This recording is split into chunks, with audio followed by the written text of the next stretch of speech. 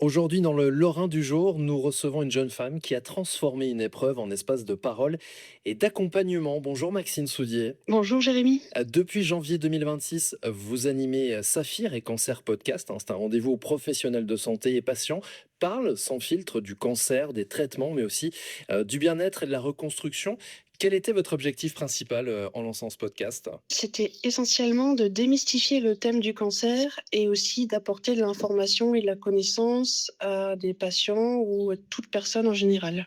Vous êtes aujourd'hui en rémission. Vous dites avoir été en urgence vitale au moment du diagnostic. Oui, comme j'avais 30 ans, j'ai pas vraiment été prise au sérieux par, la médecin qui me suivait à l'époque. Mhm. Ce qui fait qu'elle pensait que c'était des allergies, donc j'ai testé tous les antihistaminiques du monde, hein, ça n'a pas changé grand-chose et au final, au bout de 6 mois de signes alarmants, je me suis retrouvée effectivement en urgence vitale à l'hôpital avec une tumeur de 14 centimètres de diamètre et on a dû me doubler les doses de chimiothérapie, bah, pour m'aider tout simplement et pour que je puisse, être toujours de ce monde. Est-ce que cette expérience, Maxine, elle change complètement le rapport au temps et à la vie? Oui, complètement, parce que, avant, j'avais toujours tendance à beaucoup stresser, à me faire, beaucoup de mourons pour tout et maintenant je relativise davantage. Je mets un peu plus de recul entre, les événements et ce qui se passe réellement dans ma tête. En fait, j'essaye de relativiser un maximum. Dans le podcast Saphir et Cancer, vous donnez aussi la parole aux soignants, aux soins de support. Il y a beaucoup de soignants qui travaillent dans l'ombre, on va dire. Ils sont pas forcément, mis assez en avant.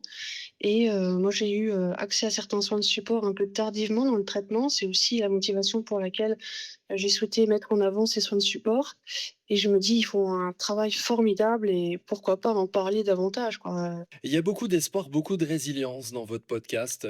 C'était un point important pour vous? Exactement, l'idée c'était pas de faire quelque chose qui plombe le moral ou voilà, qui donne envie de pleurer. Au contraire, je voulais montrer l'aspect positif, tout le côté positif que pouvait amener ce genre de maladie. Mais, quand on regarde un petit peu de plus près, surtout quand on a traversé un cancer, on se rend compte que, ben, peut-être qu'on a fait du tri dans son entourage, peut-être qu'on voit la vie différemment, peut-être qu'on savoure davantage les petits bonheurs de la vie.